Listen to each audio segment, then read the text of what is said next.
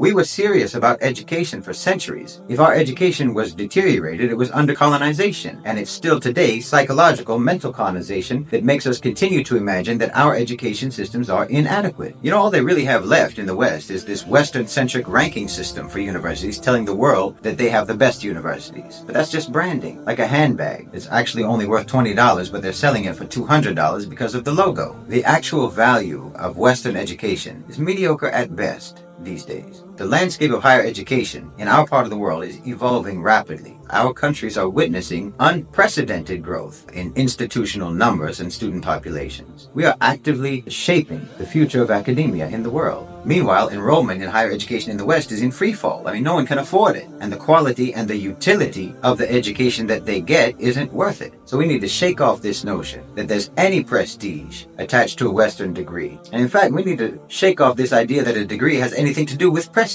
Education has a purpose, and it isn't prestige. If you start focusing on the actual purposes of things, then maybe you won't be as misled. Maybe you won't be as fooled and misdirected the way that they're trying to do to you. Because again, if you attach high status and privilege to having a mediocre Western education just because it is Western, then you are reinforcing colonized mentalities. You're attaching value to Westernness and giving that more value than the actual value of your education or the actual standard of your education. Like it matters more to you that you got your mediocre education in the West than it matters that it is a mediocre education. Like the mediocrity of the education is somehow trumped by the fact that you got that in the West. That somehow that changes the mediocrity to excellence. Well, it doesn't. Everybody's good. Everybody's good. Here we go. Here we go. Welcome to the show. BS, we're back, folks. Everybody's good. Everybody's here. I'm excited about tonight personally because I got two of my favorites here. Mr. OGB, what's up with you? Konnichiwa, everybody. And Mike, what's up with you? What's going on, man? It's the Mike and Mike show. It's the Mike and Mike show. Chicka, what's up? And you know what time it is, folks, because when I'm excited about some shit, that means we usually got some shit to talk about. And the reason I'm wearing Kobe's jersey is because it's only going to be 8/8/24 one time, and I didn't get to wear it on the day, but that fucking shit passed. So I said 8/8/24, and I didn't hear nothing about Kobe, which was good because you shouldn't be talking about shit like that. You should be talking about Gaza and meaningful shit. But it did pass, and the 8/8/24 was there, so I was like, y'all rep and wear Kobe. Actions, not words. That's right. Actions, not words. But how you guys doing, man? Fantastic, man. You just seen the video with Shahid Bolson. That's my guy, man. I know. I love him. Bringing the fire. Bringing the fire. He came out of nowhere, man. What a gift. What a gift he is. He don't miss, bro. Every video is a banger. Now, where does he live? Outside of the U.S., Dubai? Yeah. Okay. No, he got kicked out of Dubai. I didn't know that. Yeah, he got, he lives in, I want to say Pakistan. No. He got kicked out of Dubai. Really? He killed somebody. Oh. Get the fuck out of here. Yes, no. Look it up. Yes, he killed somebody. Wait a minute. Yes. Wait a minute. Allegedly. No. No, he did that shit. Yeah? For what? Allegedly. Justifiable or self-defense kind of deal? He said it was self-defense. So that's his story. He said it was self-defense, so self-defense. God, what a beast. I wouldn't want to cross him in a dark alley. He reminds me so much of Malcolm X. Not because he wears the same exact suit every day. No bow tie. But it's because of how he speaks. I swear his principled language. I could see him going. I could see you going back in time from what Malcolm X was and putting Shahid in his place and him saying the exact same things that Malcolm X said all throughout Malcolm X's time. That's what I see, and I'm like, man, this guy is so based. It's amazing. It's amazing, and I get smarter every time I listen to him. The hard, deliberate truth, man, and it's unscripted, man. It just flows because he's lived it. He's seen it. You know? I mean, yeah, he's. What the fuck was that noise? Vote yes on Proposition 3. Hell yeah. Amen to that. Amendment 3, whatever you want to call it. But guys, we have. Now, we're not journalists. We're not geopolitical analysts. We're nothing. We're just a show, right? Where you come and hopefully we get shit right. We think we get right. We think we got a good batting average. However, today, we are breaking some shit. Now, Mike's breaking some shit. This one. Well, We're not. We're using names. We're going to switch the names up because we do not want to fuck up anybody's identity. These sources need protection. These sources do need protection. After what is going to be talked about today, you'll know why. So anyway, without further ado, let's talk about it. Go ahead. Well, the source, it was a Pentagon aide for around 15 years or so. Sat in the room with presidents from 3 administrations. It's a nice long while. Was there at the Pentagon the day 9/11 occurred. Was in the building, the opposite side of the building. Now, this source has informed me that prior to 9/11, the section of the building that was struck by the alleged aircraft was off limits for up to a month prior. They were crews in there upgrading the windows and structure. Wow. So, Wait, did anybody die when they hit that building or no? 125 people, I believe. Let me double check that. yeah. But nobody of importance. I mean, Well, all people aren't important. yeah, all people are important. But I mean, nobody of government. no key officials. Yeah. No, nothing. No high brass. And a few things. Now, after it happened, this source was actually went to the area. It was 125 people. Where in the Pentagon, 64 in the plane. Was actually went to the site where the aircraft impacted the building and where the approach of it and everything. And he noticed some astonishing facts. There was no smell of jet fuel whatsoever. And if you ever served a day in the military, then you know the smell of that. Especially a exploded plane worth. There were absolutely no marks, tire skid marks. This is an Air Force officer, okay? I'll just leave it at that. There were no skid marks apparent on any of the concrete surfaces on the approach of this alleged aircraft. There were no aircraft parts that were visible, and there was a distinct smell of cordite, which is explosive material that is used to be packed into missiles. And the impact site into the building was just a single hole puncture. There was no wing impact imprinted into the building. Yeah, everybody saw that. Now everybody knows that was weird. Now, this is immediately after this occurred.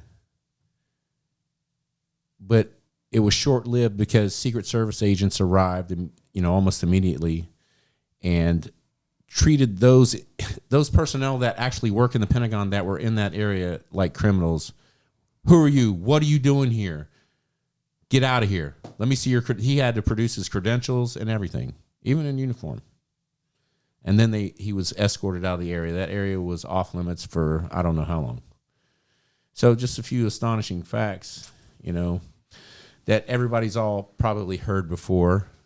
Well, you could add like 100. I think it was like 90 something or 100.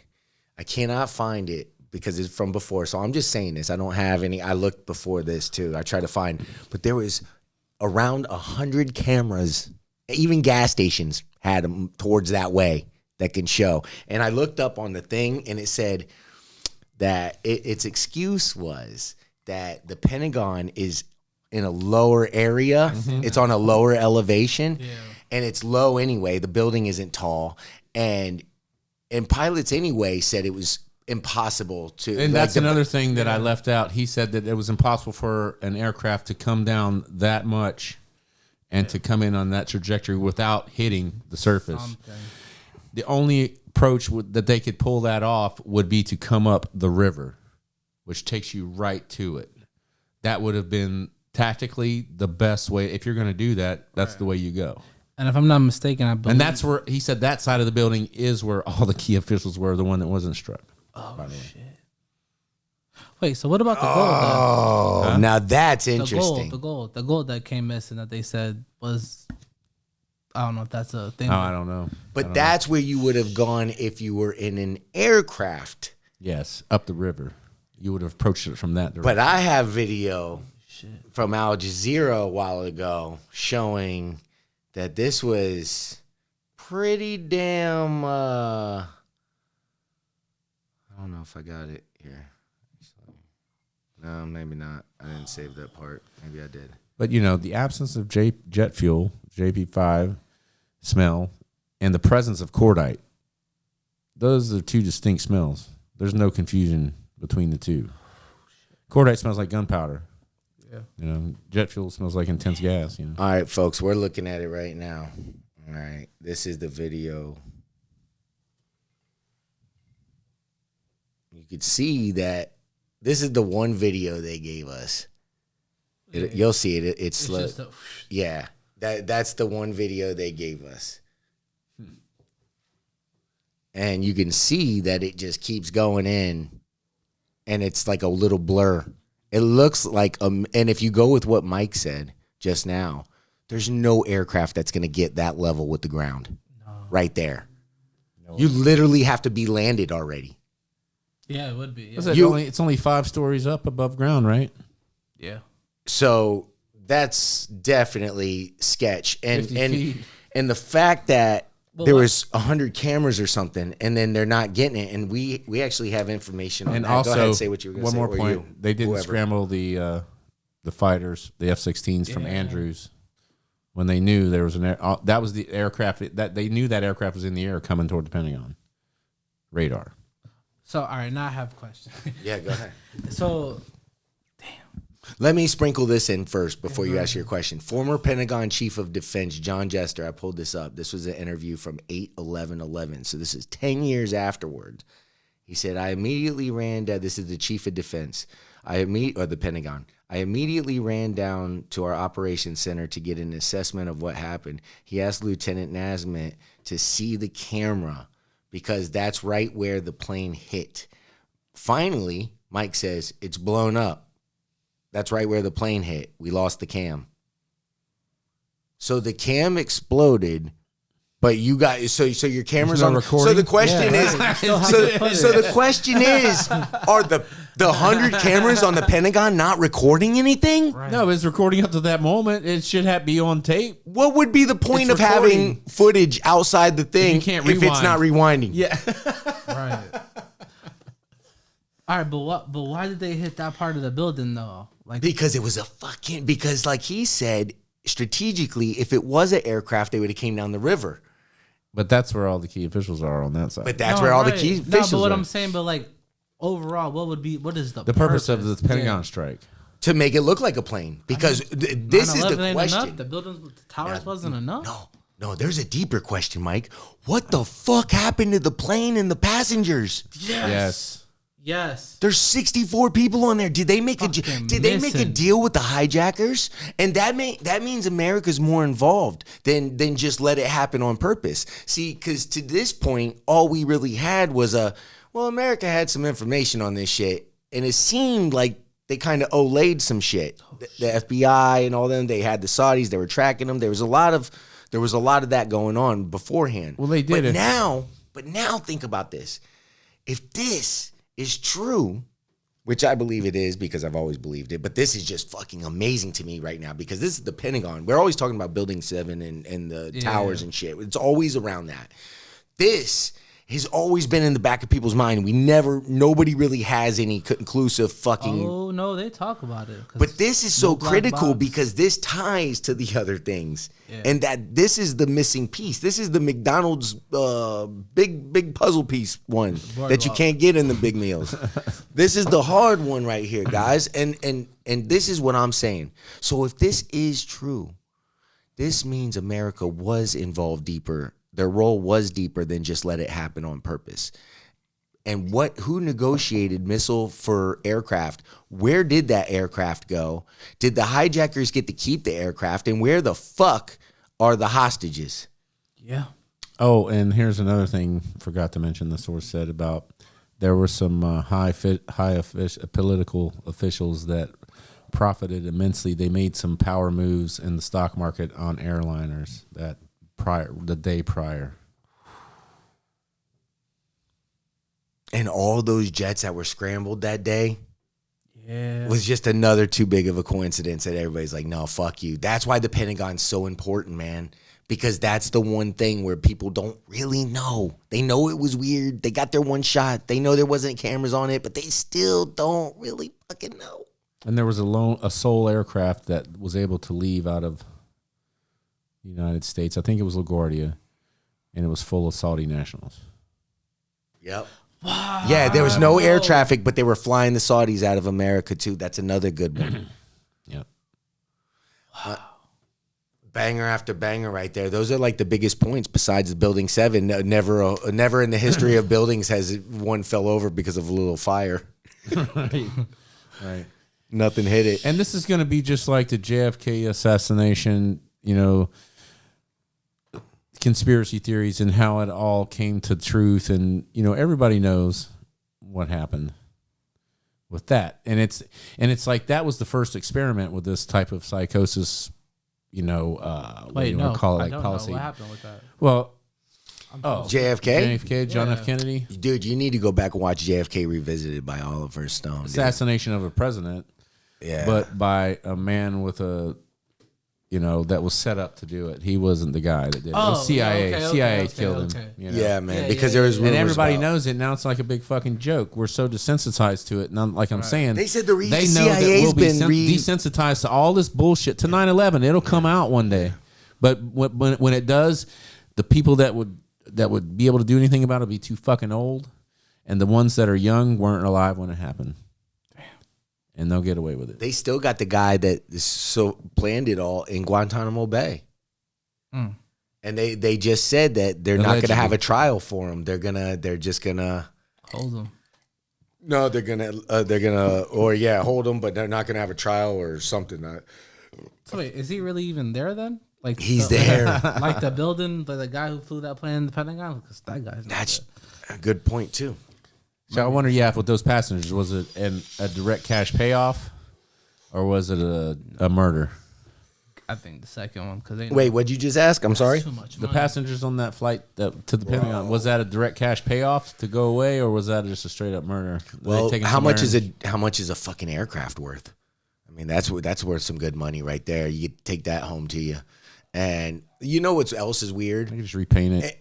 Like, if I watched a building, right, the twin towers are fucking huge, right? I mean, they're fucking massive. I've saw them in person. I've been there, and it was fucking massive. You don't even know there's a second one there. They're so big. You just think it's fucking one big ass fucking building, and then you go, oh my God, way the fuck over there. There's another one of this big ass motherfucker. Anyway, so what the fuck was I saying? About the twin towers. I don't know. They're big. They're big. They're massive. They were. I was going to make a good fucking point. They're so big that they made me forget my fucking point. I remember looking up and they look like they're moving when you look up. Oh yeah. You're like, holy shit, they're moving. They're fucking huge. But, I fucking totally fucking forgot my point. Oh, well, fuck it. It'll come back to me. What the fuck happened to all them people though? Oh, yeah, that's what I was saying. Stuck on that. He's like, yeah, let me get that, man. He's like, let me get some of the bubblicious. The bazooka bite or whatever the fuck that is. 64 Big league fucking chew. people just gone. Yeah, it was a direct cash payoff, or like, hey, equivalent to marching them into a pit and shooting them. Holy shit, dude. I don't see it being cash though, because people like the clout chase. Someone's gonna be like, "Oh, you remember that? That's fucking." Well, they were part of the overhead, man, in order to make the profits from 9/11. Who knows who was on that plane?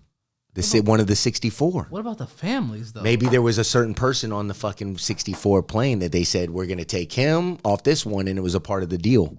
Maybe. And all the other ones are just a sacrifice to get the person. Jeez. I mean, dude, there could be there's so many ways this could have gone now because of this. Well, but you got to think about how big this information is, though, because he's an Air Force guy. He knows what to look for. Yeah, no, He said, man, None of that. No career aviation Air smell. Force, you know, just No aviation smell, none of that shit, man. He knew it was bullshit, and he's just got a conscience. And he's like, man, he probably knew, I got to tell somebody, man. Fuck this shit. I'm not going to fucking just sit here with this information. they weren't even allowed to really talk about it when everybody went back to business there. You know, it's like that work anyway. But Of course not. Of course not. You know, my brother, I hope he fucking watches this. Because he was like, oh, you know, he worked at the Pentagon and shit, and so he knew people there, and he knew people that died. And so he gets real fucking emotional about it. He's like, bro, I knew. But that's how they get you. Right. Because as soon as you have that, if you say anything counter to that, you're saying it's not real. Right. No, I had a friend die. Well, I'm not saying he didn't fucking die. I'm not saying it's not real like that. Right. It's the same thing with COVID. It's like, I had a person die from COVID. It was real. It's like, we're not saying it's not fucking real. we're pointing out the killer. But man, like we were talking about before the show, dude, what people don't know, they don't know they don't know. They just don't fucking know. And uneducated mind is a quick reactionary mind. And a lazy mind would just consider it absurd and be the end of it, you know, just write it off. Nah, but that Pentagon one was always weird though. I remember I seen something about it. They were Always. talking about the guys that came in because I guess they went to school down. They went to a pilot school in Florida. Yeah, Embry-Riddle, yeah. Yeah, and they said that the guy who allegedly crashed into the Pentagon. They said that he was the worst one out of the group. And that there was no way he had the skill To pull that off. to pull that off. Because like you said, he would have had to come in at an angle. That motherfucker turned around, headed home, Hey. and they said, fuck it, we got to send a missile in there to gotta- make it look like we gotta it do finished it. the job. The way Said the Navy ship said, boom. at the speed that that thing hit and can't it even hit its see targets, it. like that was Yeah. their top. That had to be their top gun guy, man. Like that's their maverick. He had to be their ace, man. You know, like Yeah. to pull that off. You know, and even then, physics say no. Because you would think you would come in like swan dive into it. Yeah, you can't. You wouldn't. That's how you would do it. Yeah, you would. That's how you would do it. Why wouldn't you just bomb it off the top? Rip the fucking wings. Yep. off. Just go straight down into it. Bang. Oh, that's what else the thing said. I'm so glad you said that because part of the Cora thing that you read about it, because I like to read the fucking propaganda, it says, why would we have a camera pointed to the sky? Well, it wasn't in the fucking sky. If you watch the video, it was down here. Right. Show us. You told on yourself, bitch. So all your cameras you said that are there, because that's what you look up. You look up where are all these cameras. They say they're not pointed to the sky.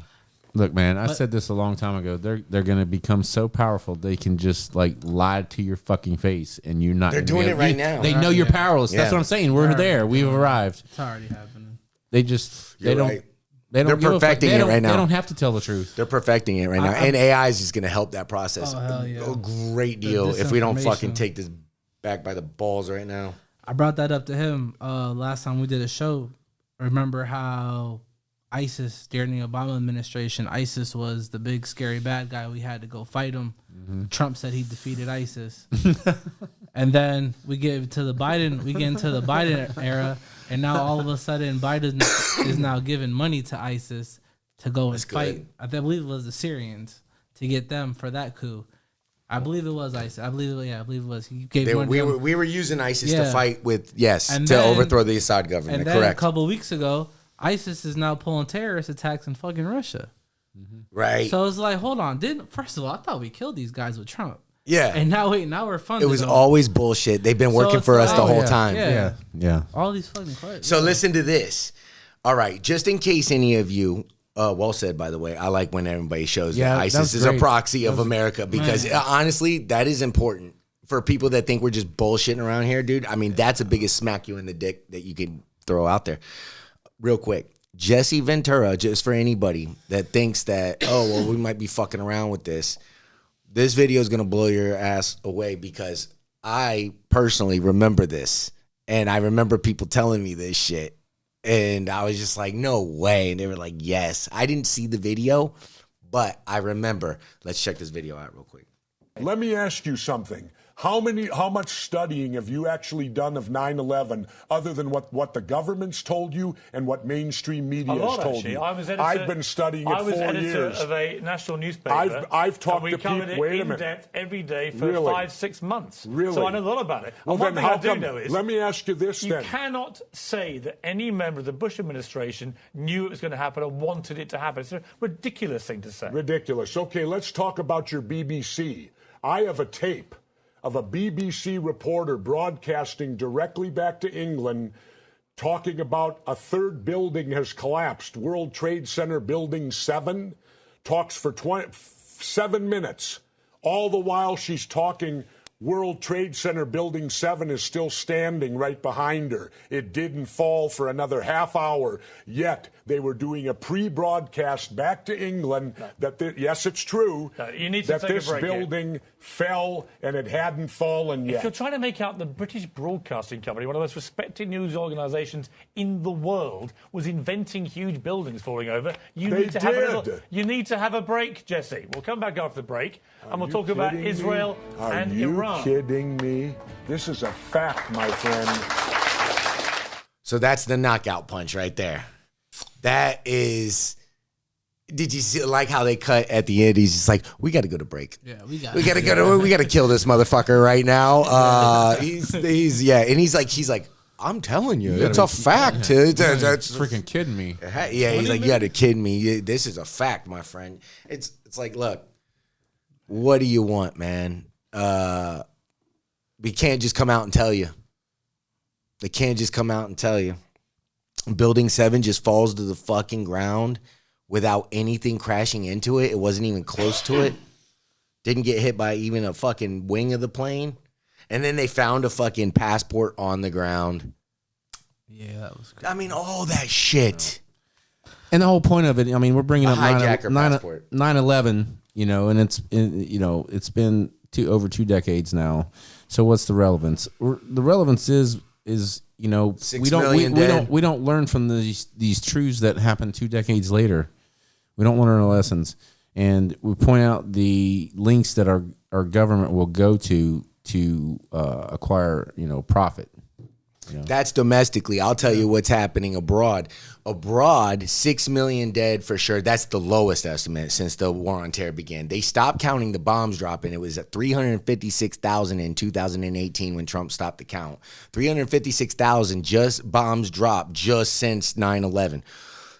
That depleted uranium, birth defects, kids never having, environmental disaster, imperialism, keeping these places from developing so they stay in these fucking conditions. Disease of all kinds, lots of diseases. That's what's happened abroad. So that's what I was going to say. Yeah, no. And then like back to your point about the whole and this is not really the first time. I mean, look at the Spanish-American War where they had it was a ship that blew up. We'll come to find out the it was USS Maine, yeah. Yeah, and it was like a boiler, but then they said, "Oh, we got hit by it." That's just what we do. That's like, and you talk about changing the terminology and stuff. It's like it goes back to the Crusades. yeah. We were talking about that before the song. We were having a long conversation before the show, but I think we were talking about that before the show. Changing terminology. Yeah, because I heard you say the guy that. called me a globalist. Cause Yeah, and it's like but the justification then was God wills it. Everybody was down with the church at the time, so now it's like it's what is that battle cry? National security. Right. Yeah. Requires no explanation, just national security. Patriot. Enough said. Say no more. Man. I see it so easy too, man. It's like, okay, now I see it easy because I have a class vision, but it's like they just broke us down into our very weakest, most vulnerable positions, and then they made us all blame every little element of our society on something else, and it's just like, holy shit, man. And so now people are dizzy. They're so mad they're just getting dizzy because they don't even know who to fucking be mad at. They turn up the temperature in the room. Yeah. I kind of want to segue into Kamala Harris with that because, I mean, this kind of goes to that point of, like, she was never elected. She literally was just chosen by Joe Biden. Very important to say none of them are.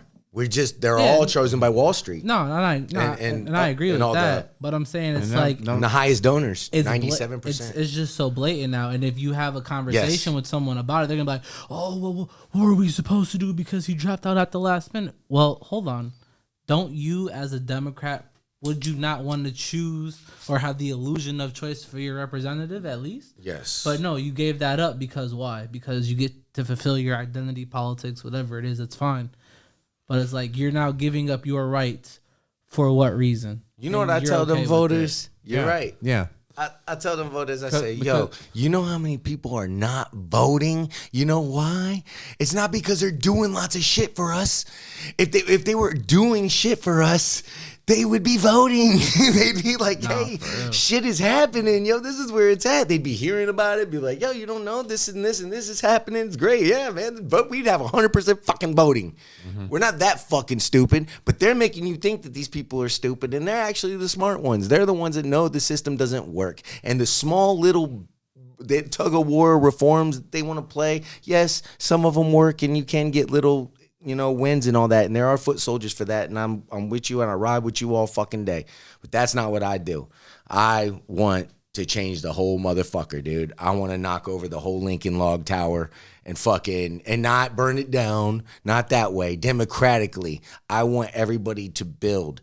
We are innovationists. We are builders. We grow, and that is important to understand right now, because that's another mischaracterization that's being thrown around, is that people like us are just burn it all down or whatever, and that is not what we are. No. We are people that care about poverty. Now ask yourself, does that sound moral? Does that sound like a good place to come from, people that care about poor people? People are trained to call that weak. Yeah. That's right. It's very true. And that's sad. It's postmodernism. Yeah. Might equals right. And that comes from, and you know how sad it is? I'll break it down more. It's pussy. He's very nice right now. It's pussy. Because these people stole their money. That doesn't make you strong. So you're going to say the brother down the street, you're going to throw him in the fucking jail because he stole something. Maybe even stole Pampers so he can fucking feed in the shitty capitalist system because he fucking jobs suck. But maybe he did something like that, but you're going to throw him in a fucking jail, but you're going to go praise another motherfucker for stealing and say might equals right because they just stole more and they stole hard and they stole good. What kind of principle is that? And then tell that guy to pull himself up by his fucking bootstraps. And then go give him a strap to go shoot somebody and say, go get me more money. Yeah, I hate that. That's what we're dealing with. And people, that's really as simple. That's not even an exaggeration, any of that. That is exactly what you're dealing with. Even the part where you're a pussy if you like it. False up. Yeah. Nah. Well, Elon Musk, right? My family doesn't even understand that he's overthrowing Venezuela and he's behind it. And I said, they had to take his tweet down. It's not up no more, where he, in 2019, after we attempted to we did overthrow Bolivia. Yeah, that wasn't an attempt. It was an attempt on Venezuela. We did overthrow Bolivia, but Evo Morales was there. But he was like, well, coup whoever we want, deal with it, ! I remember hearing that. Mm-hmm. And we're going in there, but this guy, we're doing what? We're doing it for a good reason because we want to bring some sort of democratic structure? Or do we want to steal their shit? Come on, man. After everything we just said, and I'm going to bring up some nice tweets at the end. We're going to do some like it or not. I think we know what's going on. And I think that's why you tune in. Go ahead, man. Yeah, and I want you to think about this concept too. The people that America has painted as evil or slapped an ism on, I'll say, good old isms. Mao Zedong, Ho Chi Minh, Fidel Castro, they were elected by the people, because of the people. In a stronger democracy, in a way where the people had more pull than we do. And we call it communism and say it's the opposite of democracy.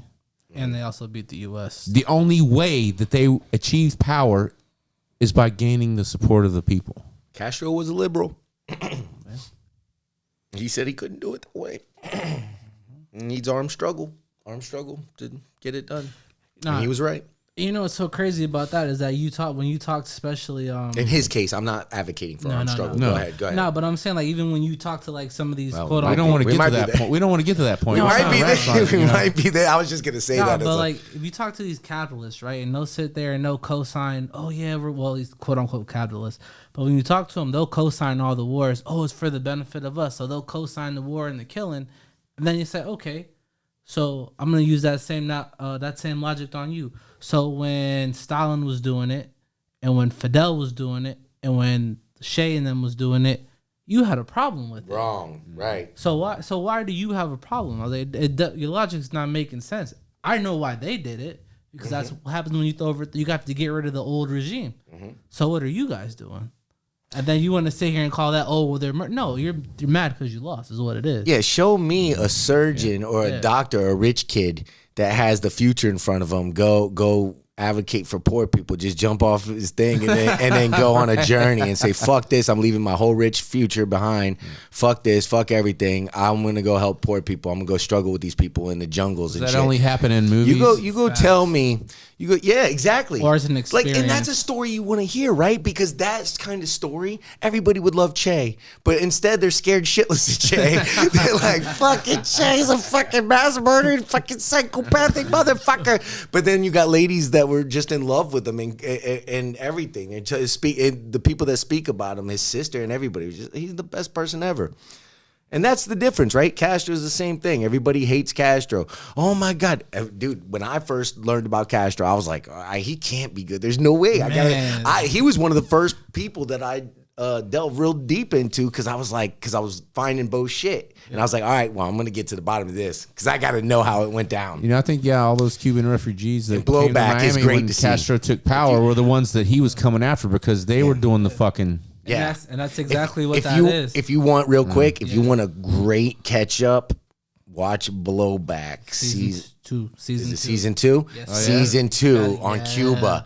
And you'll see that's the truth right there. And those dudes are based. They got all their shit. They use real quotes from the. Just watch it. You'll see what I'm talking about. So to what you just said, that's basically what happened. So all those people that are here now in Miami, they're all sympathizers. They were the people that owned the fields. They had the corporations and shit. They were making the money. They were the oligarchs. And they were expecting to get a huge payout. The gusanos. Everybody came in. And when he kicked them fuckers out, well, yeah, they was hot about that. And until this day. To this day, the embargo. That's why we stole trillions from their economy based off that embargo. That embargo crushed it. So everybody's it's like, oh, look at Cuba, though. Look at Cuba. It's a dictatorship. It's shitty. You know what? They got no homelessness. Man. You hear something fucked up about that whole situation? Go ask a homeless guy. Go ask a guy under our fucking bridge. Go. I challenge you. Go ask any homeless person out there what they think about Cuba. Yeah. And see what they tell you. And America claims, oh, we're going to bring democracy to this country and that country, to a country that was is governed by a revolutionary that was backed by the entire fucking nation, the entire population. So you're going to bring democracy to that. Man. It's one of the baddest stories I've ever heard in my life. Oh man, that's one of the best stories I've ever heard in my life. What's that? What you're talking about, the Cuban Revolution and all that. It was amazing.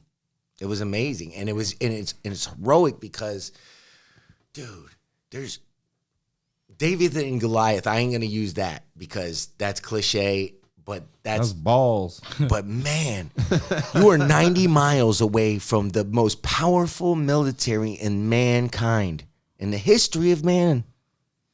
Most powerful government in the history of man. And they're not polite. No. They're the biggest bully in the history of man. And they did it. They fucking did it. I think they survived that too because it was nationally known what was going on, and he called them on their humanity, image, America's posturing. It's like if they would have fucking went in there and annihilated it openly, that they knew that it would come to light that they were in the wrong. Yes, it would have been too much. Yeah, that's why they got the exiles to do it. That's why they did. That's why they were setting that up like that. Yep. And that's why we have Kenyans invading Haiti right now. To have it black on black.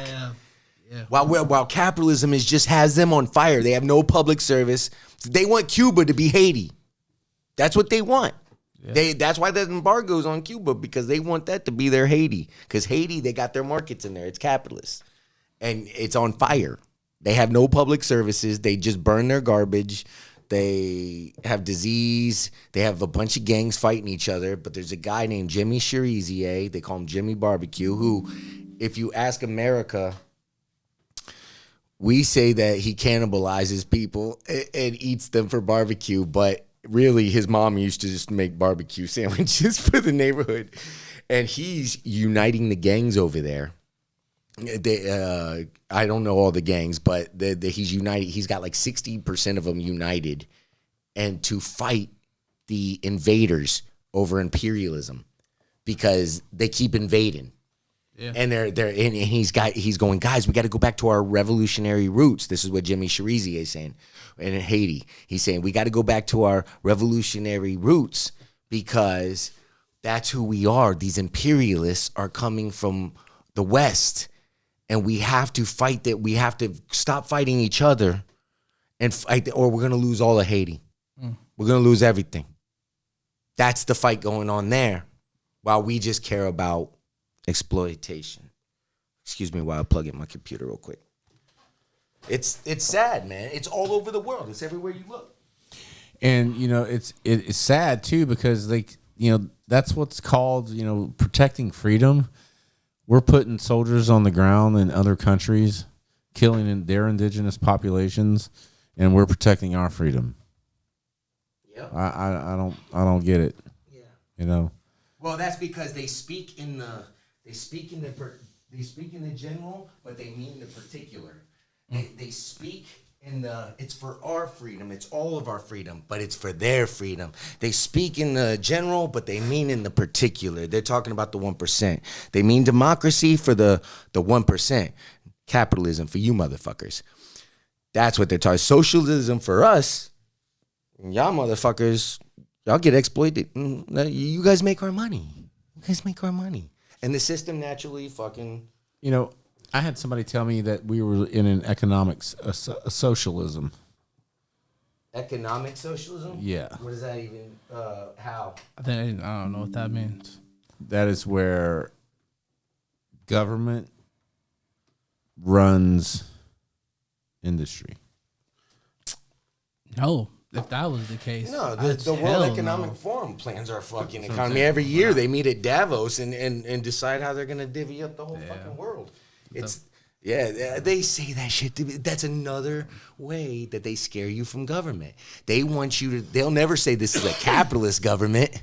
They never say, but that's what it is. It's a fucking for-profit government. We everything. We're already bought. They're not even making decisions. It's a fucking. It's Elon makes our decisions. Trump even busted himself when he had that conversation. He said, no war with Iran to Elon. Now think about that statement. You have Donald Trump saying to Elon, no war with Iran. It should be Elon or us or his constituents saying that to him, to Trump, the president. But you have the president, the government, saying that to the oligarch, no war with Iran. Nobody even caught that part, but I thought that was fucking amazing. No, I did, but you know what's interesting about that, right? Is that Elon was there. Did you hear about Netanyahu led in front of Congress and insulted the American people in there? Well, Elon was there while he was sitting there, clapping it up and all that bullshit. But Netanyahu was pushing so hard for us to go to war with Iran, and it's just then Trump's there telling, "Hey, we're not doing it." But it's just funny how all this shit just comes full circle again. These motherfuckers are hand in hand with each other. Making policy. And now they just said on the news, it's now Iran wants to meddle in our elections. Come on,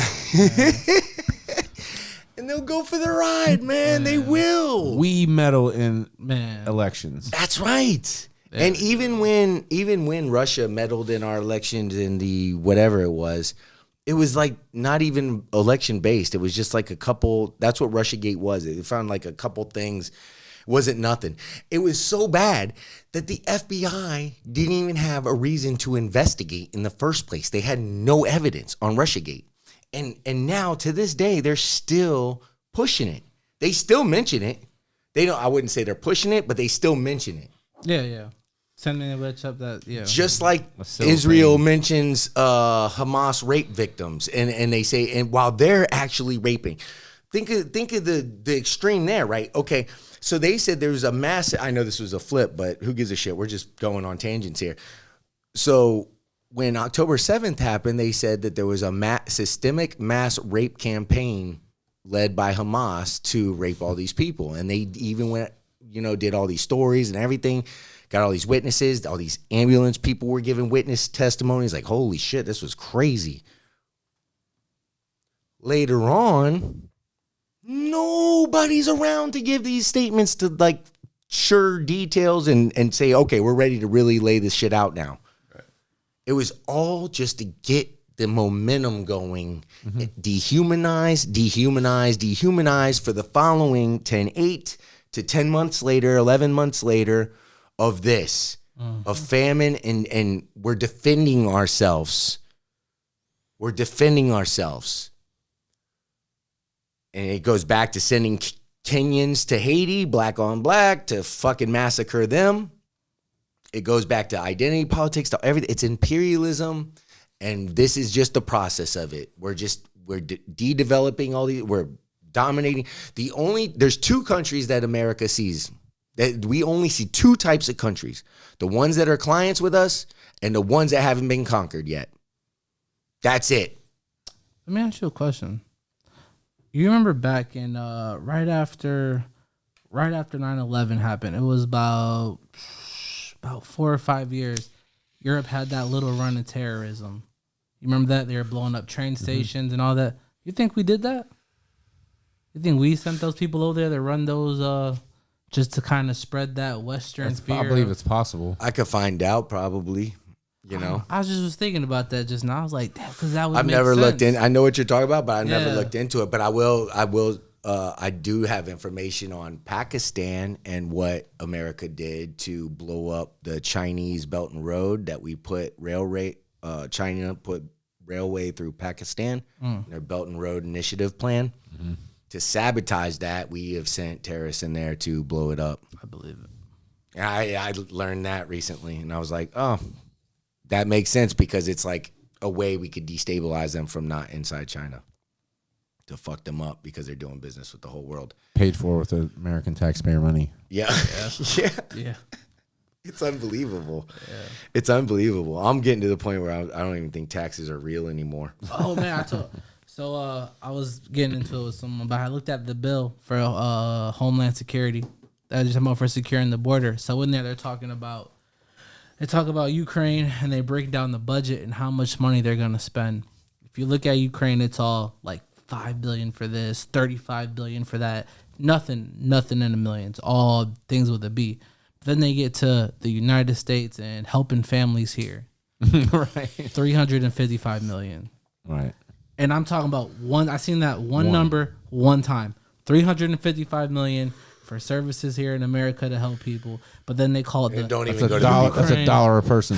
They're not giving it to the people. The Ukraine situation. That's so crazy. Wow. Hundreds of billions, at least $200 to $300 billion. Yeah. For Ukraine, about 300. We're over 300, and counting. Well, if you go back to 2014, it's way over now, that. Yeah. Recently. Yeah, how far you want to go back with Ukraine? Man. We could show you all the Nazi fucking shit. Jesus, man. What is it? Bro. I mean, think about that shit, man. What the fuck are you guys not seeing? That's the problem. This little petty shit that's got us divided is secondary. Man. You know what I mean? And it's like people blindly vote for a candidate just because of their gender, just because of their race, or they agree with them on one issue. Okay. Abortion. We all have our opinion, whatever. I'm pro-choice, but I think that you want to have a democracy. You want to vote on issues like that. Let's let women alone. Just let women only vote on that. I'd be cool with that. It's actually easier than that. Can I interject for a second? Just on the abortion thing, bro. That's solved that's another thing that I figured out. Over 70% of abortions are caused because they don't have the financial means to have the baby. So if you just solve the economic part of it, both sides win because less abortions happen.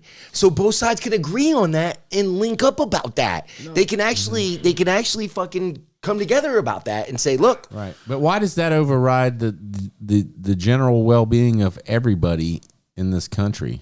Yes, everyone's getting money off of it shouldn't. Though. That's the problem. I mean, it shouldn't, because you're sitting there going, well, my reproductive rights. I get it. There's a genocide in Gaza, but my reproductive rights, they're on the line. They're on the line. Hey, $40 billion could eradicate homelessness in this country, but we're gonna can I just say, abortion ain't going nowhere, guys. It's not. It's right. There's too much money being That's made. my point. It's just like a smoke and mirrors. It's something to keep you squabbling over the crumbs while they're just raping us. Besides the fact that Obama had a supermajority and could have codified it in the law, besides the fact right when Biden got in office, he could have actually did it too. So they're not doing it. They do it to fundraise and campaign on because there's nothing economically coming your way. It's all just to dangle the carrot in front of you and make you fucking believe that there's some sort of fucking thing you're fighting for because you're fucking too dumb to see past it. I'm sorry for saying that, but right now that's where you're at. I mean, you're right. There's new groups every week. There's new minority groups. They were just making new groups to put people in so they can be special. Everyone has a special group now. Mm-hmm. Well, we got a special group here. All the lions that are true ones in this motherfucker. We are special. And I appreciate all you motherfuckers. And the guys right here, we are special too. Everybody that comes in here and fills these seats, they're fucking special too. We're doing stuff. And like it or not, we coming. We are. We certainly are. Yeah, I love where we're going with this. I love everything about this, really, man. I love the fact that they're crushing us in that algorithm because now my plan is just to take over the bottom. You don't want to let me up the Titanic, bitch. I'm taking over the bottom. Man. And we're going to rock it. Dwellers. That's right, baby. And we're going to rock this motherfucker out down here. And, bro, look out for the bottom. Man. Look out for the bottom. That's all I'm saying. We really should have more long-form conversation in this country. It should really be more of a, not to pick a side, but that's kind of one of the reasons why I do like one person over the other is that even though it's not perfect, there is more long-form conversation with opposition rather than the alternative of interviewing your vice president and asking him what kind of food he likes. Exactly. That's a real thing, by the way. That really did happen. But it's like it's a fucking joke, bro. Like this is people that are supposed to run our country. These people make decisions on not what you eat, but how you're gonna live for the next 4 years, and can start wars, and like y'all so caught up on fucking stupid shit. It's like, bro, pay attention. Since you clowning right now, let's clown. Our people are so stupid. They'll let a 13% Congress bring a Netanyahu to it with our money and talk shit about its citizens. That's how petty the people are. And not even notice he's talking shit about the citizens. He didn't tell the fucking truth the whole time he was up there. No, then they clapped for it. Don't forget that part. They clapped for it. Did you know half that audience was bought? I believe nobody was. Because most of the Democrats weren't fucking there. They said that they were protesting it while L.I.O.N. Omar went. Is she the Palestinian one? Or is it? Yeah. L.I.O.N. Omar was the only one. It was her birthday. And she was fucking out there protesting. She had war criminal on one side. She had genocide on the fucking other. And she held it the whole fucking time while he was speaking. Take a break in a second. Well, you know what it is, too? It's like the evil politician will do anything to secure their job, right? So eventually, and here's something that's crazy, but it's like the more of us that there are, and if we grow in masses and numbers, if they want to keep their jobs, they're going to have to conform to us one day, right? You know what I'm saying? Well, that's the thought. That's the train of thought. That's the separation. That's the train of thought that you want to see in the parties. But what happens when you have, like, what if AOC is an agent? What if she the whole time you know, they know, like they know they know what 90% of Americans don't. They know that the system doesn't work, and they're just making it look like a democracy, selling it to the people so we can keep enlisting for these wars, so we can keep voting, so we can keep participating in this dumb shit and believing and ignoring poor people, ignoring our best friends that are sleeping under bridges and fucking starving to death. 800 Americans die of malnutrition every single fucking day. Every day, we're losing 800 of our family members. And I don't give a fuck if you think they're your family. If you live in this country, they're your fucking family. So that's a stat. That's a lot of people. That's a lot of fucking people. But they don't, that's not news. Why isn't that news? Gee, why don't they talk about that? Why don't they talk about the child suicide rate being up, skyrocketing? Man, yeah, that's fucking crazy. Jeez, well, I mean, I've seen that. why don't we see, you know? 12 and 13-year-olds. Why don't you show that shit? Why don't you show that shit? I blame social media. Gee. They're too busy showing, you know, hey, we're going to outlaw homelessness. Man. Yeah, that part. That's weird. I've seen that. That part, dude. Our system sucks so bad that to fix it, we're going to criminalize homeless people. That's what we're going to do. That's fucking brilliant. Yeah, you know because what I mean? that way they can be prison slaves and work for cheap. And then they can make us money and not take shits on the street. Yeah. Yay, I'm brilliant. And that person gets a promotion for that. Gavin Newsom. Yeah, I mean, you think about it, it costs an average inmate $200 a month to be in jail if they want to eat, if they want to have anything. Yeah. It costs them. Yeah, it costs the San Francisco. That's minimum. You know what I mean? $170,000. But I think they make more than that though. I mean, they. You think of all the prison population, how much they're making. Inmates in San Fran or it was somewhere around there make it's like 100 or not make it cost 160 to 170,000 a year. Wow. To be locked up. Yeah. One person. But to have a locked up quality of life. Bruh. Fuck out of here. And a lot of these people are nonviolent. Yeah. And then they'll let the pedophiles out and go let them surround your schools with all your kids while they let Jeffrey Epstein fucking get out of jail with the FBI and just get backdoor deals with the best lawyers in the fucking country. You guys are not looking at the big picture here. Wait, drop that fucking list. Yeah, drop the list. Drop the list. We've been waiting. Drop the list, man. A lot of people. And you know what I just here. thought of? You know what I just thought of? Yeah. And Black Box Flight 77. The Malaysian flight? Well, no. If Wait, it didn't hit the Pentagon. Oh. If it didn't hit the Pentagon. They couldn't find it. Was it in like Pennsylvania or something? That's the one that they're talking about the one that hit the Pentagon. I'm saying where did it go? Black box it. GPS that bitch off the black box. They did. They couldn't find it. That was the reason why the whole Tomahawk missile thing started. I remember hearing that. Yeah. Well, not what you said. It was incinerated. They already thought about that shit? Yeah, no, they did. Fuck those people. Yeah. Well, you know, it's like I'm not so much for solving the mystery of 9/11. We'll all have our theories, and the truth will come out one day eventually. No, that is truth, bro. Yeah, bro, nah, what you just did, bro, you just did more. Head. You're not giving yourself enough props right now. Dude, it's over, bro. It's over. It's over, especially with the Jesse Ventura thing, where the shit's coming, the shit ain't even down yet. She's reporting that it's down. It's like, yeah, man. I mean, bro, what you just broke there is the last piece, bro. The Pentagon was the uncertain one. They always know that too, right? If you have like a atrocity that has different portions to it, all you need to do is cover one part of it. Just one. Yeah.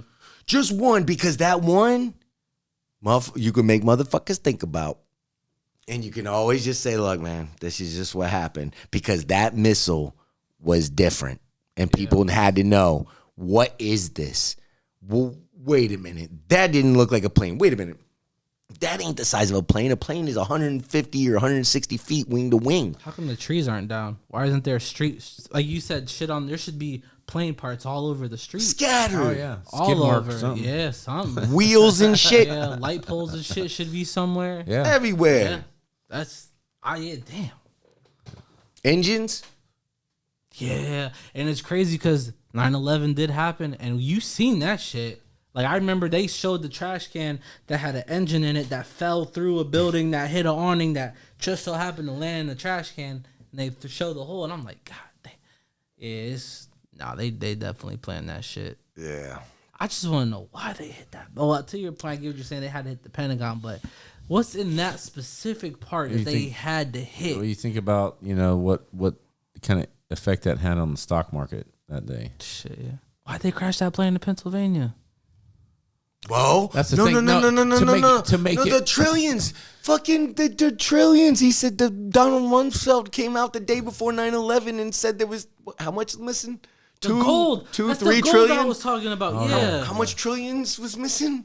I forget. On that plane with Saudi. He said we're just missing 2 trillion or something the day before 9/11. And supposedly the fucking thing that got hit was that. And, bro, who knows, man? But you don't have to, right? Like, that circumstance. You have, if Mike's in my car, not saying he would have to fucking do this or I would think of it, but if he's the only one in my fucking car and I leave $500 there and I get the fuck out, I'm just making a point right now, and I get back in and it's gone, and Mike's like, I don't got your shit. Wasn't me. And I'm like, you know, you'll never believe it. God, I didn't see him take the money per se, right? but I know he fucking took the money. Right. You don't need all the fucking pieces. That's what circumstantial evidence is. I mean, that's why you got to start critical. That's why they don't teach critical thinking in school. They don't deal with that shit anymore, man. They don't want you to be a critical thinker. They want you to just be selective, their way, learn what they want you to know, and be a good fucking working bee. That's what they want. What was you saying? You were saying something. Sorry, I'm talking too much. I don't know. I forgot. Damn. My bad, man, y'all. My bad, guys. I'm like, damn. But yeah. I think it was a good thing, though. They just want you to be a productive little working bee. What do you guys think of Netanyahu's? Well, let's take a break real quick. We got to have a red wave on November. We are. We got to have a red wave. Otherwise, we're just so fucked, man. We got to take this country back, or the damn immigrants and the gays. Got news for you. Yeah. Don't put that in there. Don't put that in there. I'm sorry. Nah, it's all right, man. It's kind of scary. Nah, bro, you're allowed to make fun. They're a little scary, bro. They really. That's the way it's always been delivered, you know. Well, you know what though? They're not who they are. I mean, let's break it down. Let's psychoanalyze this shit. They're not who they are. If you're not a conscious fighter, right, is what I would describe us. We're definitely conscious fighters. We know what we're fighting. Yeah. We're not. No, seriously, because there's different levels of this shit too, man. You could be an unconscious fighter gangbanger out there just doing some crazy shit, thinking you're doing it for a reason, but survival and not seeing the bigger picture, the class picture, and all that stuff. So there's different levels, but we're just conscious fighters, man, trying to make it in this world, and we are grounded right here. But a lot of these people, you can forgive them. You can forgive them because they're not understanding what the fuck is fucking them up. So to the point where they're depressed. Why do you think our depression rates are so through the roof? It's not normal that we are the wealthiest and the most depressed society in the developed world. Are we the wealthiest though? Well, in the developed world. China PPP, which is actually how you should measure it, purchasing power parity, what you can buy with your money. You should measure it to that, and China does have a bigger PPP. But besides that, it's not about the size; it's about the motion of the ocean. Right? Did you see the last names of the Chinese divers in the Olympics? By the way, Long Wang, Long and Wang, Long Wang, dude. It fucking never. It never gets old. But yes, so but we still have a bigger GDP, or 21 to 18, I think it is, or something like that. But it's we measure GDP by raping people and shit. It's not an accurate depiction of what's really going on. But which gets me back to what I was going to say before, the inflation, folks. If you really want an accurate depiction of where your inflation is coming from, instead of being lied to over and over about it, it's precisely what you see in Venezuela. Right now, you see Venezuela peaceful. Why? Because they fought off the coup. Maduro is still in power. That's why your inflation's up. Because neoliberalism is fucking failing. And the resistance forces are fighting back, and they're saying, "Get the fuck out of here, gringo. You're not stealing our shit no more." And that's quite all right with me, because that's how you build a structural relationship so you can develop a world and stop the immaturity. Man. And stop the killing. Well said. That's... Yep. That's what I see. And that's where your inflation's coming from. And we really do need to think about that, because that we could rally around that. They're killing our dollar value. Mm-hmm. They're hurting it. It's our all dollar. It doesn't matter if you're right or left. It's your dollar value. It's being killed. You know, there's a lot of things that you guys can organize around and see through, but you're not choosing to do it. I think we have to do it though, bro. I don't think we have no way of competing. Like, outside of our culture, what is our major natural resource? It's just ideas and culture, and that's it. I mean, shit, we don't have nothing. Nothing tangible, huh? Not really. I mean, we gotta spread war. That's our gift or curse to the world. That's right. And we got to have like Caleb says, man, his 4-point plan and all that shit. It's real that we have to do that. A mass employment program. Everybody's got a job right away. Get motherfuckers to work. Fuck giving everything to the private sector or waiting for the private sector to find out what to do with it. Fuck that, man. Put bitches to work, and we're growing. We're growing. And when we grow, we're going to learn. And giving people free education and free healthcare, it's not free. It's an investment. It's an investment in a good fucking fertile ground to grow, to develop. And damn it, when you have educated people and you have economically, you know, not everybody driving fucking Lamborghinis, but you have people that have a good standard of living. They have a good upward mobility. When you have that, you can afford to live. Yep, and you don't have crime. Crime goes away. A need for a state goes away little by little. And then we all start to agree all of a sudden, because Republicans want that. Libertarians want that.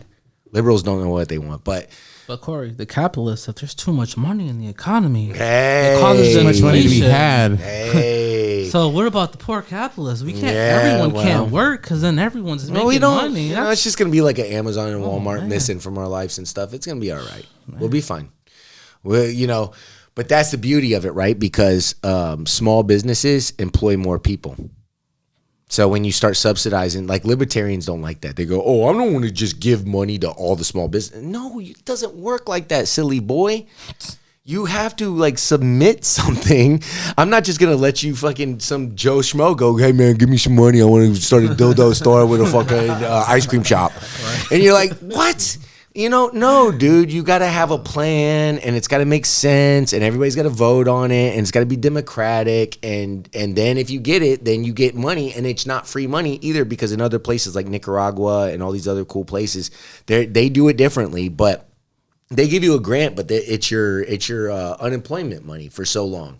Like, all right, bitch, we'll give you this money, but you can't come back asking after this. If your business fails, we're gonna accept your thing, give you the money, but if it fails, you're fucked on that part. You know what I mean? Like, as it should be, though. But as tough as that is, but I agree with that. They do agree with like what's to be done. They think that, you know, and they could help you along the way in certain ways and stuff. They'll structure the contract accordingly.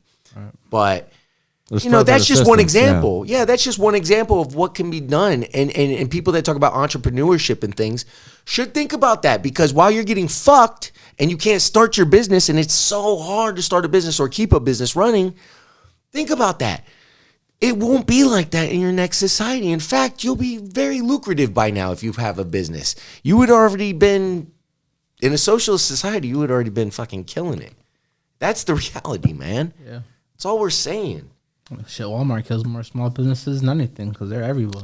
Yes. There's the hardware, right. There's the grocer, there's the... And just like the general and the particular, that's the free market. That's the free market. The general and the particular. It's good for them. It fucks everybody else. Yeah. And they really don't care. They don't fucking care. And this neoliberalism is just another example of how the arms reach out abroad and do the same thing. They're being polite right now to us, and it's only going to get worse. The standard of living keeps going down for a reason, guys. It's trending to red in every direction for a reason.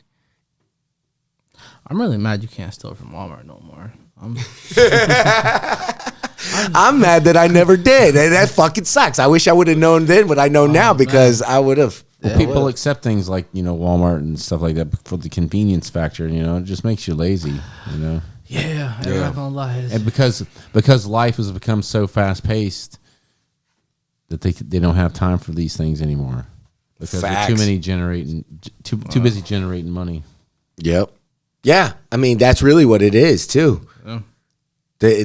And that's how they plan their economy, and it's not us planning it. Do you really think that we're planning it? We're not even voting for our person. The Democrats didn't even put, like he said, Kamala in there or Kamala. Fuck it, whatever. It doesn't matter. Look, I don't got no problem, but I don't really give a shit about any electoral candidates right now as long as there's a genocide in Gaza going on. That's the reality. If that's not your focus, then you've lost focus. And that's as simple as it is. It's really fucked up. You would think now, especially what it is, that there'd be this big emergence of a third person party. Like there'd be that candidate. It's like, read a couple tweets before we get out of here, if it's all right with I you think guys. This is the guy, but like nothing. Like I mean, not even a Bernie, but not even a Bernie. Well, yeah, but Bernie the puppet, but they do still say Bernie's name, but they still didn't even say it now. I know. They're not saying, "Hey, what about Bernie?" No.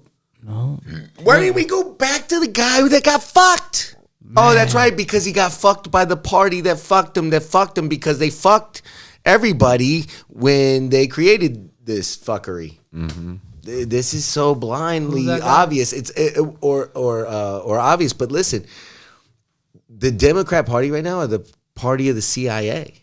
Oh yeah, they're just. I don't know what's going on right with that, but shit is going. It's their turn.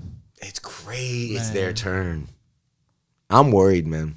Well, no, but it makes sense though, right? Because it's like here you are, you're the party that says we are the all-inclusive. It's like the perfect fucking thing. We're all-inclusive. The perfect cover. Anti-racism. Oh, we love the LGBTQ. We love the pink-haired people and all this other shit. Yeah, which we do, but they're doing it for identity. Well, yeah, and then the whole time they go across the world and blow the shit up out of kids and fucking. Yes. They recruit CIA saying we'll let purple hair people bomb you now. You're sitting there. Yeah. I'm telling you right now. Mark my words. Up, Kamala gets elected. So we're going into World War III, and for the first time, you're gonna see a pacifist person with this pink hair is gonna go, "Yeah, girl boss, blow those fuckers up." Yeah, you're and right. You're gonna fucking. Oh my God, you're right. I'm telling you, bro. He's right. I can see that. Watch that. I can see that. Oh my God, I can see that. I want to throw up. The least suspected person is gonna be talking about pro-war shit. I'm like, what the fuck, dude? That was just too real. What you just did. I see it, bro. I see the writing on the wall. It's everything's escalated now. All this Iran talk. She's gonna fucking win, ain't she? I think so. Man. I think she. Oh my God, that just hit me too. Yeah, I mean the conservatives are already planning for it. They're already talking that, we got to step it up. Notice how guys, you do know that Caleb Maupin had a book that got taken down off Amazon. I think it's back up right now, but it got taken off Lulu too, and then it got put on another one, and then whatever. There was a situation, but it's about Kamala Harris, and it was 2019. It came out. He published a book on 2019. Wow. Mm-hmm. I'm going to read that fucking book. Mm-hmm. It's back up now because there's a big stir about it. And they're like, if they're going to get it through, they were getting it through a third hand. Because Lulu got eventually shut down too. And then they were getting it through another one. I can't remember the name of it. But then they were just like, oh, fuck it. You might as well it looks bad now. Just fucking open it up. But then Max Blumenthal started tweeting that said, hey, they did the same thing to doctors about COVID. They started taking books off fucking that they were trying to say about COVID. They started taking them down. So Max started tweeting about that. And then Caleb, interesting, man. But look, that should tell you something. First of all, this chick's done some crazy shit that they're trying to hide. There's a reason they're taking her off. She literally denied looking at evidence that could have saved a dude's life, and they made her look at it anyway, and it saved him. She didn't want her record fucked up. I remember. And then she said she doesn't want to reduce the sentence rates because of prison slavery. She didn't say it like that. She goes, well, we can't just reduce the sentence rates because then we're going to not have as much prison labor. Wow. Yeah. What are you talking about? This bitch is a bitch. Insert that Tulsi Gabbard Just another bitch. That Tulsi Gabbard Hillary, video. bitch. Just another bitch. Anybody at this point is a bitch. Even if it's a dude. They're all bitches at this point. Moving forward. Just to make that straight. I'm sorry. That Tulsi Gabbard video where she just choice her. She's a less bitch. I kind of like her in certain things, but then she's a bitch she's too. pro-war. She's a bitch too. She's just a better looking bitch. Yeah, hotter bitch. She is pretty good looking. Yeah. Fuck you, Tulsi. Yeah, I liked her too until she started talking. I did too, man. Shit. Till she started talking about Arabs, dude. She's fucking really racist towards Arabs. She is. Yeah. She said, well, we got to drone strike them. What happened to the fucking, we can't just be the judge, jury, and Wow. executioner. What happened to No More Wars? She got a knock on the door. CIA came and saw her. You know, they're following her right now, too. Yeah, just like they raided Scott Ritter's home. They fucking, man. Oh, they did? Yeah, dude. Oh, shit. Bro, they're going on a fuck. They're just trying to flex to make people scared right now. I like that guy, though. He talks that shit. But realistically, though, well, that's a different. I don't want to talk about that conversation right now. Let's talk about some Netanyahu at Congress saying no innocent civilians. What do you guys think about that? He said, "We've killed no innocent civilians." Please, I know I laughed at that, but I only laugh because that is the most absurd statement. He knows that you can come to America and stand before Congress and just straight up lie to the American people. Yep. And they'll cheer you and applaud You know, the little midget from Ukraine did it. His name is Zelensky. Zelensky. Yeah, fucking guy, man. And that's not a democracy either, folks. You know what they're doing to those people? You know Ukraine is an army of kidnapped victims? That's what that's right now. That's what they're doing. And they just invaded Russia somewhere and they're stuck in Kyrgyzstan. They're about to get, if they're not already dead, they're going to torture the fuck out of those people and kill them, those poor people. Poor people. Wait, you talking about the Ukrainians? Are about whoever got into Russia, they penetrated into Russia. They're in Kyrgyzstan. Oh, yeah, no. I'm saying the Ukrainians are about to be. Oh, yeah. Fucked. Whoever got in, dude, they're in the worst conditions. Yeah. They're not doing well. They're not doing well. And the media is only putting the Ukrainians that are still under, the shroud of the lie, of their own government, just like we have them here in America. Right. Right. Look, guys, Russia's in control. Oh, all right. Yeah. They didn't even send in a part of their army to fucking Ukraine. They just send in a little waft. And he made it really clear. He said he wanted to denazify Ukraine and take out the military's I think targets. He's going for the country now. I think he's about to take. But now you've crossed the line, and now he's just going to take all of Ukraine right now. You're leaving something out. It's very important. Yeah, go ahead, man. Sorry. No, he also did it with the help of Polish and German mercenaries, also known as NATO. NATO has now officially involved themselves by invading Ukraine. Yes. And I think that was more of the insult to anything, because it's like, he already don't like them fuckers because what we do, constantly pushing on their borders. So now you're going to invade invade Russia? Right. Yeah, no, it's about to be, like I said, Kamala Harris, come November, that's 5 months away?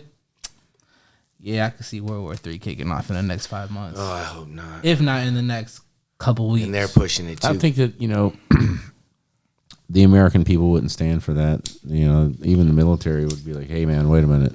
World War III? Yeah. Oh, it's gonna be so. This today, as of today, I heard talks of shit. I don't like saying stuff like that without having some kind of proof. That's a wild statement to make, but it won't be conventional. Is what you're saying. no, yeah, I'm yeah, anticipating no, a January 6th or will a not spectacle type of situation. I'm seeing it happen in the 2028 Summer Olympics in Los Angeles. What better target? What's security going to be like there? tight. That's real shit right there, Will too. Yeah. Yeah. Or will it not? You know, Or will it be security that does they're it? just going to let it happen. Dude, I mean, think about the money these people have. And let it happen on purpose. Sly hop. It's a new thing for disaster capitalism, man. That's what they did with the levies. They wanted to put those private schools in there in the French Quarter. Too many black people is what the guy said. I can't remember his name. It's in the book Shock Doctrine with Naomi Klein. Mm-hmm. I'm sending you that video where you talk about Dirty Bomb. And then, you let it happen on purpose. They knew that levees were going to break. And they let it happen on purpose so they could go in there and do their disaster capitalism project and go in. And that's what disaster capitalism is. And me and Mike were talking about that on that show way back then, too. We said, remember, Mike, we were like, what happens if, I think I said it. I said, what happens if, like, this is it, bro. Like, they're going to do all kinds of shit to set up for disasters. They could be the disaster. They could create the disaster. You ever heard those? Do you ever have those? You guys are a little bit. You don't have to wait for it. You ever had that conspiracy kid that was talking about this new world order shit that was going on? Let me see one more thing real quick. But that's important because if profits are the motive and you have to get profits faster, you're going to create the disaster. Got to. Nah, but I think this is that conspiracy kid that was talking about this new world order nonsense that no one ever really listened to. I mean, think about what you just said and everything that's going on, constantly creating issues and starting all this conflict up. I mean, at what point, what's going to happen? You're going to have to force some big hand to come in, a more authoritarian government's going to have to come in and like, hey, look, we need to put an end to this shit. Yeah. And everybody's going to be like, yeah, I agree. We need order. Yeah. And they're just going to succumb to it because they're going to be so desperate. Turning to Nazi Germany. Yeah. And that's what happens if we're not organized before that. Yep. That's what happens if we're not organized before that. Because if we're organized, we're ready for that. And that's our worst fucking fear. Because then we all got guns and we all love each other. They're like, oh, yeah, we wish you would. Please do. We've been waiting for this change. We're going to actually make change this time, our damn selves. Shit.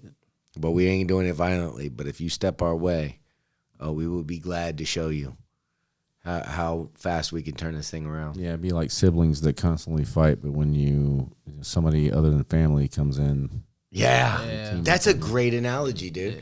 That's exactly right. You're fucked, man.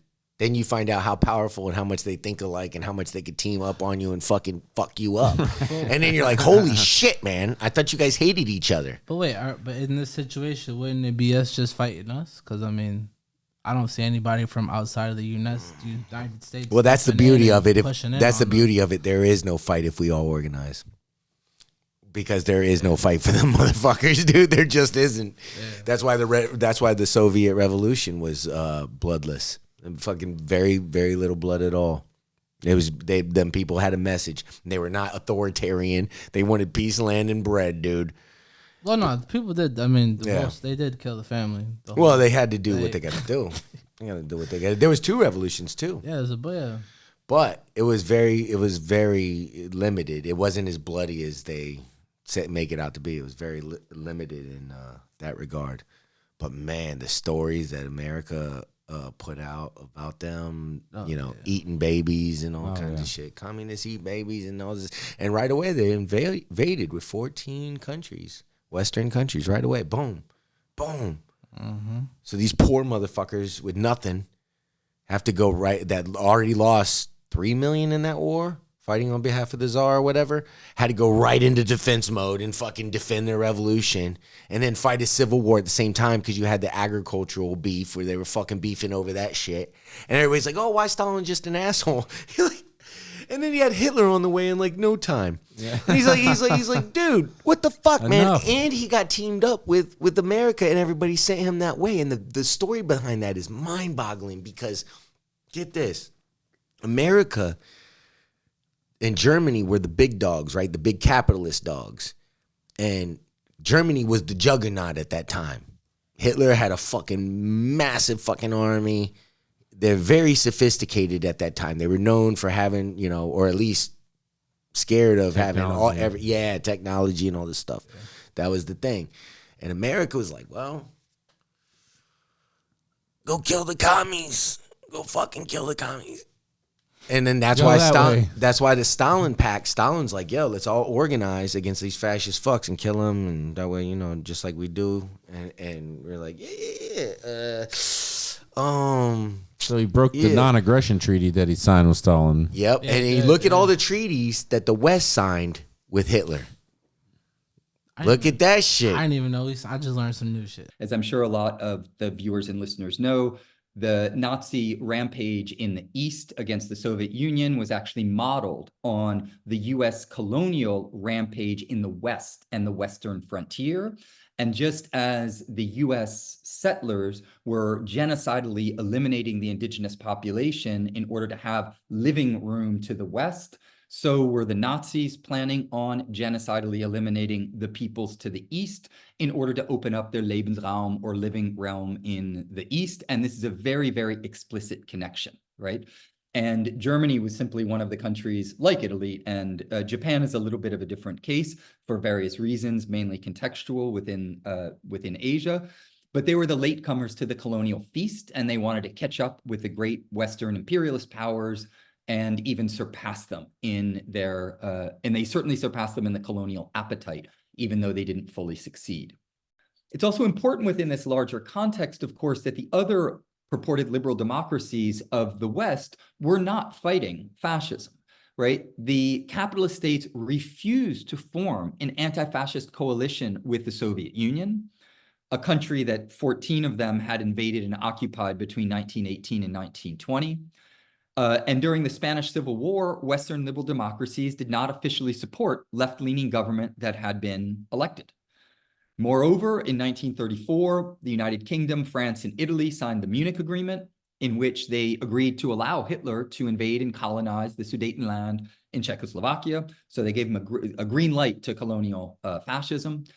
And indeed, it was the fear of being left to confront Hitler alone, which eventually drove Stalin, since 1934, the unswerving champion of an alliance with the West against Hitler, into the Stalin-Ribbentrop Pact of August 39, which he hoped to keep the USSR out of war and buy him time for developing the productive forces as much as possible to defeat the Nazi war machine, which he, of course, and the other Soviets knew was coming. In my reading on this particular agreement was that the pact was not a pact of somehow solidarity between the fascists and the communists. On the contrary, they were not allies. This was a very tactical decision because the Soviet leadership had been backed into a corner, and they just needed to buy themselves time in order to build up their military and their defense capabilities.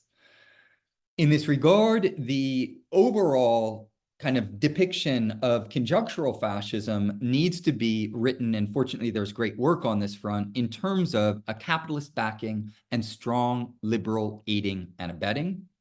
I would like to point to the fact that the US backers of capitalism also included the big capital within the United States, as well as some of the important forces that were operative within the US national security state. So Ford, General Motors, Standard Oil of New Jersey, and DuPont had all become deeply involved and invested in Germany's weapons production in the interwar period. And in fact, American investment in Germany had sharply increased after Hitler came to power. According to Christopher Simpson's excellent work on this front, Commerce Department reports show that the US investment in Germany increased some 48.5% between 1929 and 1940, while declining sharply everywhere else in continental Europe, right? So in this regard, fascism in Europe was astroturfed, right?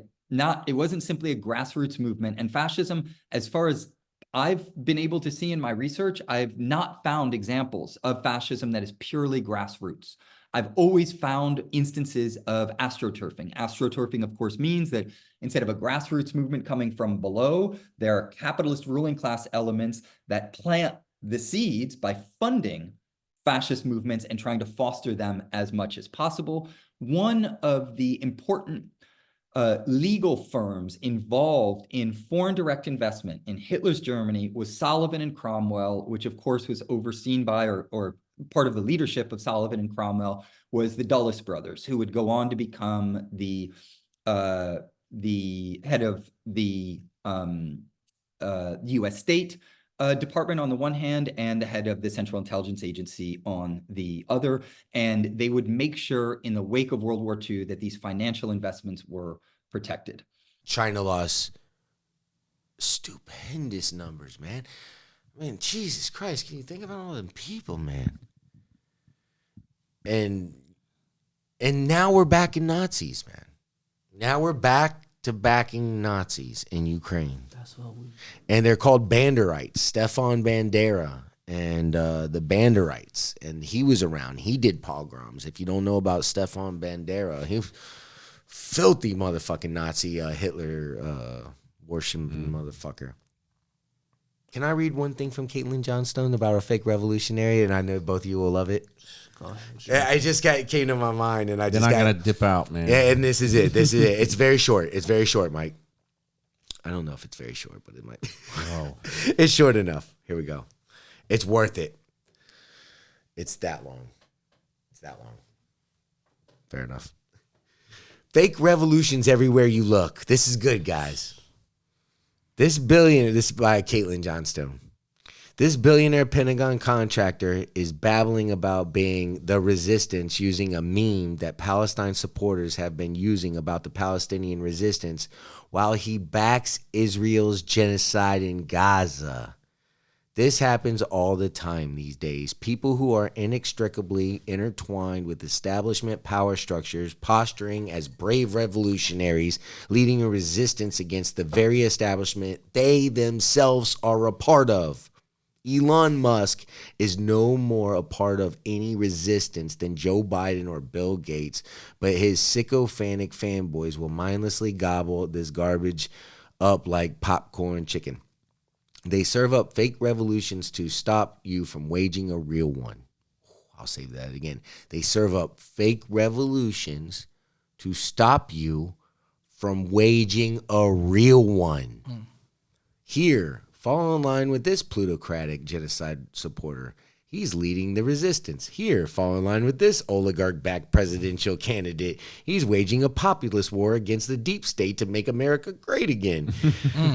Don't like right-wingers? No problem. Join the progressive Democrats like Bernie Sanders and AOC who will support same establishment interests as Elon Musk and Donald Trump. But they'll do so while paying lip service to the social justice and equality to make you feel nice inside. More of an independent? Support RFK Jr., who has pledged unconditional support to the state of Israel, but is totally going to end up in the wars and fight corruption. Yeah. The more discontented the populace grows with status quo politics, the more you'll see the empire which benefits from status quo politics serving up fake revolutions for people to throw their political energy into so nothing that ever changes. That's what we're saying again. The more discontented the populace grows with status quo politics, the more you'll see the empire which benefits from status quo politics serve up fake revolutions for people to throw their political energy into so that nothing ever changes. That's kind of what I was saying a while ago, man. That I was trying to say that shit, but she is so good with words. They don't just control both parties, they control the top political factions which claim to oppose the establishment in both parties. They don't just control the opposition, they control the opposition to the controlled opposition. That's good. Yeah.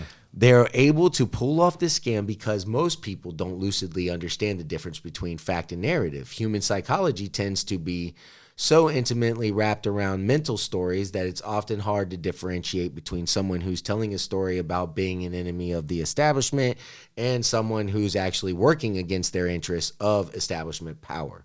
The trick is to ignore the words and watch the actions. Is someone being elevated to prominence by their very establishment they claim to oppose? If they are, they're not its enemy. Are they taking meaningful, concrete actions which go against the planet-dominating interests in the U.S. centralized empire we live under? If they're not, then they're not a part of any meaningful resistance. Are they playing to either side of the two-party scam, both of which are complete tools of the imperial control? If they are, then they're not an enemy of the powerful. Are they consistently feeding into partisan feuding and divisive culture war wedge issues which threaten power in no meaningful way? If they are, then they're powerful. Or if they are, then they are powerful. Or cool. Then the powerful are cool with them. Don't let these pricks draw you in. Focus your political energy on opposing the actual mechanisms which hold the actual power structure in place. War, militarism, propaganda, oligarchy, exploitation, tyranny, ecocide, government secrecy. Help get people focused on the raw nuts and bolts of the imperial machine instead of the empty diversionary narrative fluff they're being encouraged to focus on. If we can get enough people ignoring the sideshow distraction and focusing on the actual machine that is the real source of the discontent, we can stand a real chance at dismantling this thing. Letting the revolutionary zeitgeist get bogged down in fake revolutions waged by fake resistance fighters will keep us chasing shadows until those pricks get us all killed. And now you're seeing Elon's Musk tweet that he showed at the end where he was comparing himself to all that shit. He just flipped it up. It's pretty disgusting, man. It's pretty disgusting when you see it all. Anyway, well, you guys, this was a great show. I love you guys. Mike, thanks for having us. It was good to see you again, man. Yeah, man, missed you, man. It's always good. Mike Jones. What's going on? Yeah. And you guys, have a good one. We out. I'll just touch on this briefly in passing, but we should all know, of course, that fascism wasn't defeated by Western liberal democracies. It was defeated by the colossal sacrifice of approximately 27 million Soviets and approximately 20 million Chinese. The war against fascism was fought and won in the East. Only some 400,000 US Americans gave their lives to the war fighting against fascism. Of course, this pales in comparison to what the Red Army did, and the overwhelming bulk of the Nazi war machine was run in the East.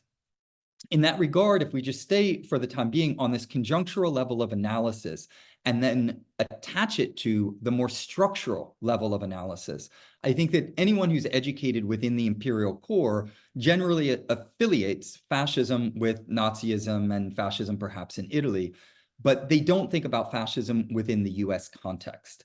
And so I'd like to just briefly outline some of my research on precisely that topic, because as I mentioned earlier, there were very important fascist movements in every capitalist country as of the late 20s, early 30s. And in the case of the United States, we came very close to a fascist coup d'etat. And in 1934, the McCormick-Dickstein Committee of the US House of Representatives, after weeks of investigation, concluded that, quote, certain persons had made an attempt to establish a fascist organization in this country, end quote. The plot did eventually fail, but it was a plot to overthrow FDR's government, the New Deal government, and then to set up a dictatorship that would be fascist and that would be controlled by the capitalist ruling class of this country. I'll get into the specifics in a moment. This emerged out of an organization called the American Liberty League. Dimitrov, if you're familiar with his excellent analyses of fascism, claimed that in contradiction to German fascism, which acts under anti-constitutional slogans, American fascism tries to portray itself as the custodian of the Constitution and American democracy, right? So we have American exceptionalism, the freedom discourse, and all of this that's baked into the very name American Liberty League. There were a lot of other fascist movements in the States at the time: the Ku Klux Klan, the Sentinels of the Republic, the Crusaders, the Silver Legion of America, the German-American Bund, Friends of New Germany, the list goes on. These are the historical predecessors to the Oath Keepers, the Proud Boys, the Three Percenters, and the fascist organizations that we have operative today. Many of them also emerged directly out of the military establishment in various ways, a lot of impoverished veterans who became members of these organizations. In the case of the plot in the United States, which is referred to as the business plot. It's the Morgan interests, DuPont, Rockefeller, Pew, and Mellon that were the principal backrollers behind this planned fascist coup d'etat. Of course, some of the most famous robber barons in the history of the world. And they worked with high-profile political figures in the Democratic Party, not the Republican Party, the Democratic Party, the party of slavery, that party, the party of mass incarceration, the party of genocide in Gaza, that were opposed to the New Deal and wanted to roll back the New Deal. In that regard, they made the plan to hire a man by the name of Gerald G. Maguire, who went on a 4-month research tour of Europe to visit 4 different fascist countries and study which version of fascism would be the best one to implement in the United States. And he supported drawing on France's Croix de Feu movement, which is a fascist organization that was composed of some 500,000 commissioned and non-commissioned officers. And so it was drawing on the military and using veterans in order to then implement, their plan was to implement Hitler's unemployment plan in the United States. Of course, that unemployment plan was so successful because it involved forced slave labor.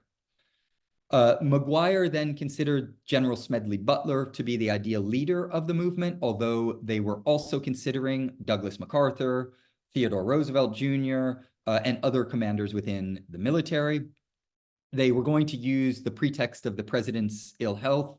This is FDR, so that then the leader, Smedley Butler, who they'd chosen, would become a kind of figurehead like, the president would become a figurehead like the King of Italy, and then the fascist leader could take control of the government.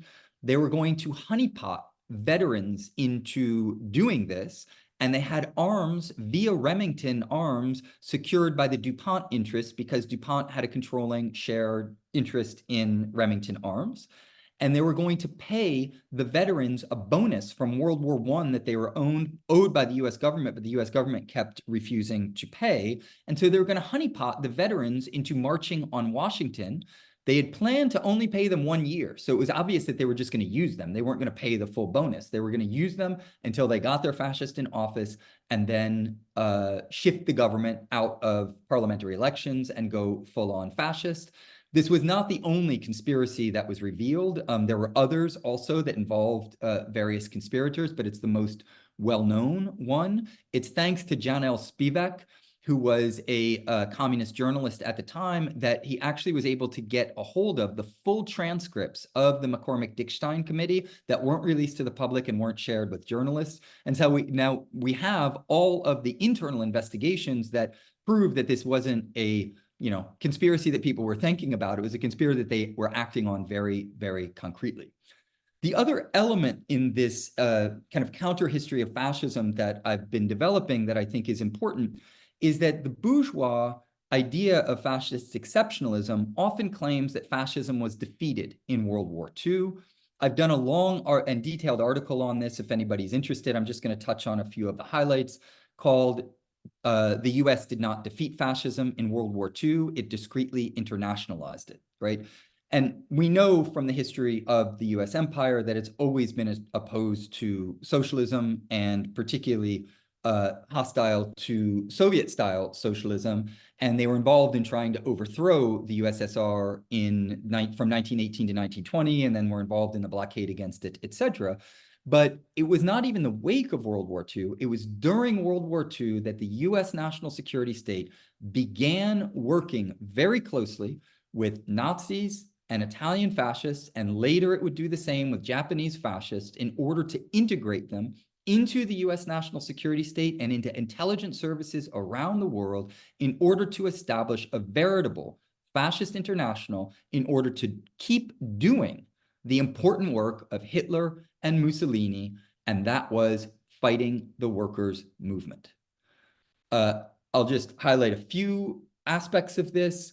Reinhard Gehlen, of course, was the head of the intelligence services of the Nazis. He was a general in the Third Reich. against the Soviet Union in the wake of World War II. Instead of being put in prison as a war criminal, he was brought to the United States, taken to a Yankees game, met with all of the major architects of the U.S. national security state,